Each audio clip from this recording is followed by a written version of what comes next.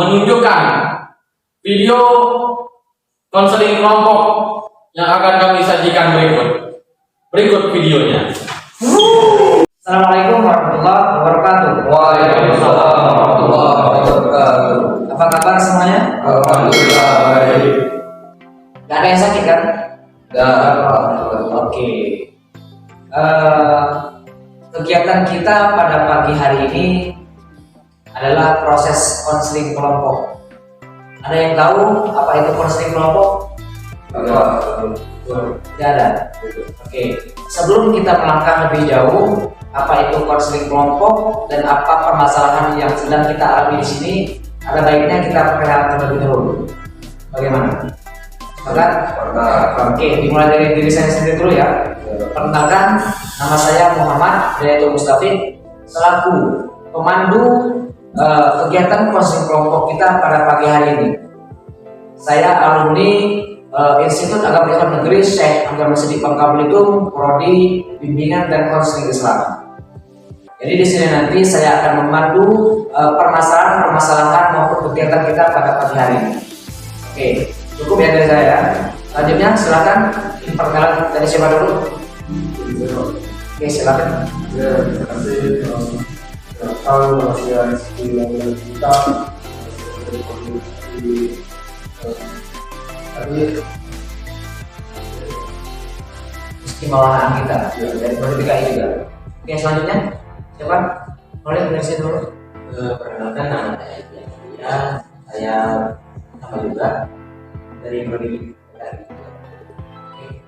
Adik dia Pandia ya.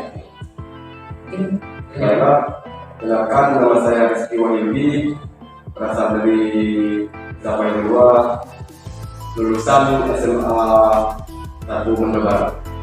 Rizky Wahyudi. Selanjutnya Terima kasih. Nah, nama saya Muhammad Habibur Rahman Akbar. Saya dari Pangkal Pinang Pinang. Saya alumni Man 1 Pangkal Pinang. Iya, Pak. Perkenalkan, nama saya Ria Wadana. Saya berasal dari Desa Tulang Tiga. Jadi Wira aja ya. Oke, semuanya sudah saling kenal kan? Baik. Sebelum kita melangkah ke jauh, ada baiknya kita berdoa agar proses konseling kelompok kita pada pagi hari ini berjalan dengan lancar. Berdoa mulai. Doa selesai. Oke, jadi kita di sini akan menceritakan permasalahan-permasalahan yang sedang kalian alami. Mulai dari Rizky sampai dengan Wira, nantinya silakan ceritakan keluh kesah kalian ataupun permasalahan kalian yang sedang kalian alami di sini. Tapi di konseling kelompok juga kita mempunyai asas kerahasiaan, asas keterbukaan, asas kesukarelaan, dan asas kenormatifan. Jadi nanti kita saling menjaga rahasia di sini. Jadi siapapun yang menceritakan masalahnya, baik itu permasalahan pribadi, permasalahan keluarga, ataupun permasalahan yang lainnya, kita cukup di sini saja. Nggak boleh dibawa keluar apapun, atau kita menceritakan dengan orang lain. Itu konseling kelompok. Dan konseling kelompok, saya jelaskan, konseling kelompok adalah proses penyelesaian masalah melalui konseling kelompok seperti yang kita lakukan sekarang. Setiap individu yang bermasalah nanti kita selesaikan bersama. Itu gambaran secara dasar apa itu konseling kelompok. Sampai di sini paham? Oke. Jadi proses konseling kelompok ini tidak bisa kita selesaikan dalam satu kali pertemuan. Jadi nanti bakal 2 atau 3 kali pertemuan. Jadi pada pagi hari ini mungkin karena mengingat waktu, kita cukup selesaikan 2 permasalahan saja. Oke, sepakat? Oke, silakan nanti kalau misalkan ada permasalahan yang belum terselesaikan, kita atur waktu lagi dan kita proses konseling kelompok lagi. Oke.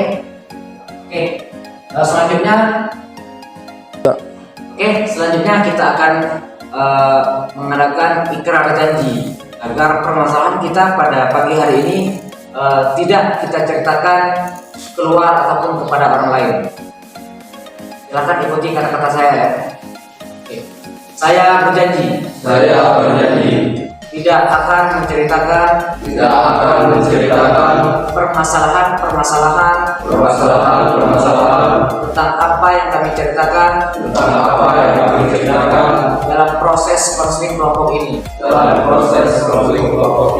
Dan saya berjanji apabila saya menceritakan, saya akan menanggung resiko yang kalian berikan.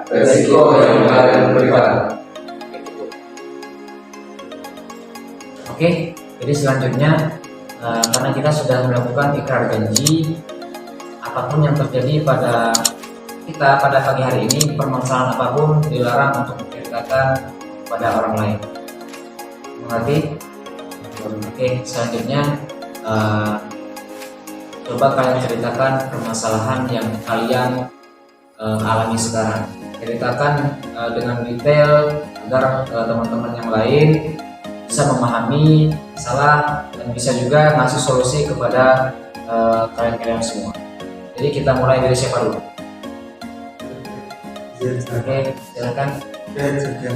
Terima kasih. Di sini saya memiliki kecanduan dalam menonton hal-hal yang mendekati film dewasa. Nah, di sini saya itu telah lama melakukan tersebut karena telah ketagihan atau kecanduan dalam hal tersebut.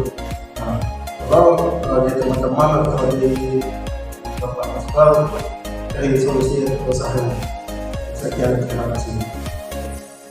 Jadi permasalahan yang teman kita Rizky Maulana alami sekarang, kecanduan menonton film dewasa. Jadi nanti silakan teman-teman kasih solusinya agar saudara kita Rizky ini keluar ataupun bisa untuk berhenti menonton film dewasa. Ya, selanjutnya dari selanjutnya silakan saudara Arif untuk menceritakan masalah. Permasalahan saya adalah saya kecanduan berjudi. Nah, saya kan sekarang kan menjadi mahasiswa, juga saya ngekos. Terkadang sampai hingga sering juga saya sering menggunakan uang untuk keseharian saya di kos berjudi, sampai saya melupakan uang untuk jajan ataupun untuk makan.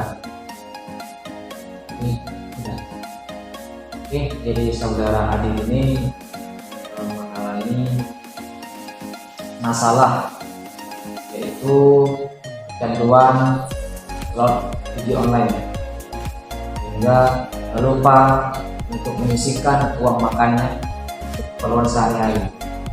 Oke, selanjutnya Baiklah, permasalahan saya saat ini ialah saya keseringan begadang sehingga waktu saya berkurang dan saya telat untuk berangkat kerja. Yaitu. Oke, jadi itu permasalahan yang saudara Rizky alami sekarang. Dia ini sering begadang sehingga lupa waktu dan telat untuk berangkat kerja. Oke.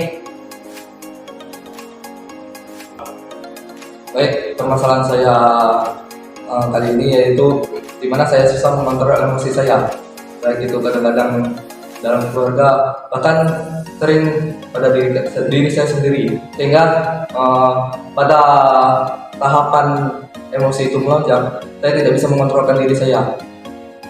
Hanya itu saja cukup. Oke, jadi itu permasalahan Habib yang dialaminya. Dia ini susah untuk mengontrol emosi, baik itu di dalam keluarganya ataupun pada diri dia sendiri. Oke, selanjutnya Baik, permasalahan yang saya alami ini yaitu fase rokok yang bisa dibilang sudah berlebihan.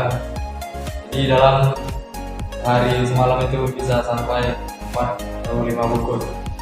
Jadi saya sangat boros terhadap uang yang dikirimkan oleh orang tua untuk jatah makan ataupun lainnya saya gunakan untuk beli rokok. Itu saja, Pak. Oke. Baik.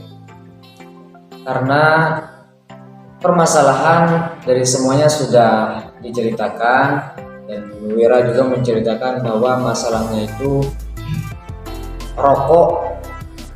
rokoknya itu tidak bisa dikendalikan lagi. Bisa kata Wira tadi kan dalam satu hari satu malam itu bisa habis 4 sampai 5 bungkus. Ini bisa nanti kita selesaikan sama-sama masalahnya. Semuanya sudah menceritakan masalahnya masing-masing. Jadi permasalahan siapa dulu yang ingin kita selesaikan? Mungkin saudara Adit dulu. Oke, semuanya sepakat? Oke, dari saudara Adit dulu.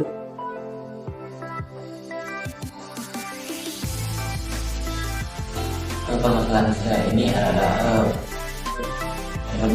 berjuki.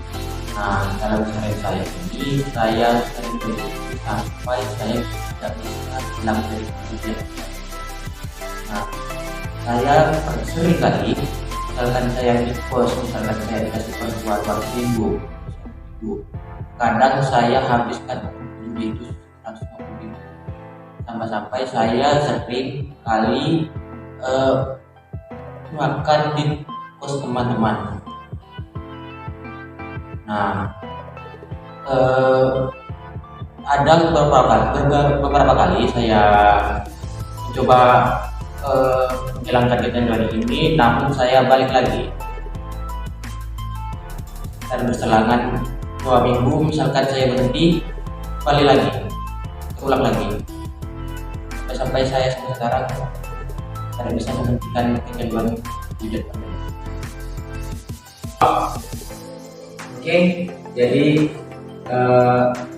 Adit sudah menceritakan masalahnya secara detail. Jadi nanti silakan teman-teman di sini kasih saran dan solusinya agar si Adit ini berhenti ataupun bisa meminimalisir masalahnya sehingga menguntungkan bagi Adit sendiri. Oke, silakan kasih solusinya. Mau dari siapa dulu? Oke, Bang Rahman, silakan. Oke, jadi sebetulnya apa awal mula atau yang menjawab sehingga Adit itu melakukan pendidikan. Kita teman. Saya tertarik. Habis itu kita mengetahui bahwa hubungan itu sangat penting. Nah, dari saya yaitu menjauhi teman-teman yang LDKT. Nah, akhirnya teman-teman atau lingkungan yang harus positif sehingga kita tidak menemukan kejadian lagi, sehingga kita tidak memberikan keuangan kita lagi. Itu saja. Oke, gimana Adit? Itu saran dari Maulana untuk Adit, apakah bisa dimengerti dan dipahami? Bisa. Jadi selanjutnya silakan kasih sarannya dari Rizky Muhyidi dulu. Pak, untuk permasalahan saudara Adit yang alami saat ini sama dengan permasalahan saya dulu. Canduan slot judi online. Jadi salah satu upaya saya dulu untuk mencegah atau mengurangi slot judi online tersebut yaitu mendekatkan diri kepada Allah dan memikirkan keadaan ekonomi orang tua saat ini, yaitu. Oke, gimana Adit, bisa dipahami? Oke, silakan Habib untuk memberikan solusinya kepada Adit. Untuk permasalahan saudara Adit kali ini, seperti saya memberikan saran, saudara Adit harus mengalihkan untuk menghapuskan atau memblokir link-link yang terdapat pada handphone yang digunakan Adit pada saat ini. Dan terus saudara Adit harus mengalihkan aktivitas yang biasanya dilakukan, yaitu memainkan judi online dengan misalnya membaca buku ataupun mengalihkan peran untuk beraktivitas olahraga, dan terus untuk bisa memulihkan keadaan ekonomi saudara Adit, sebaiknya saudara Adit bisa menggunakannya dengan hal-hal yang bermanfaat lah, seperti membuat catatan di buku, misalnya oh hari ini misalnya saya mau membeli makanan pokok, misalnya telur ataupun apa, agar keuangan Adit itu bisa berlebih. Nah itu saja. Oke, gimana Adit? Bisa dibantu? Selanjutnya silakan Saudara Wira memberikan saran dan solusinya kepada Adit. Baik. Baik. Mungkin solusi yang saya berikan ya sama dengan yang lain. Dan itu pertama saja untuk memblokir atau membatasi akses ke akun-akun atau situs-situs judi tersebut, jadi tidak bisa lagi diakses hingga saudara Adit tidak bisa lagi untuk melakukan tersebut. Kemudian itu tadi memikirkan keadaan orang tua di halaman, dalam kerja keras untuk membiayai sekolah, tapi uang tersebut malah kamu salah gunakan untuk judi yang meningkatkan ibadah.